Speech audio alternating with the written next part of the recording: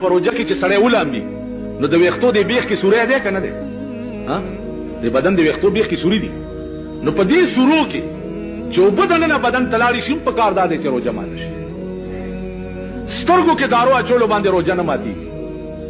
غوږ کې دارو اچولو باندې روژه ماتېږي، ځکه د غوږ کنیکشن چې دی هغه د جوف د دماغو سره دی، د سترګو کنیکشن ورسره نشته.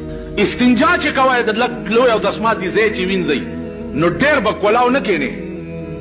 که لاندې نه اوبه دننه لاړې نو د هغې تعلق هم جوف د معدې سره دی، بیا هم پرې روژه ماتېږي.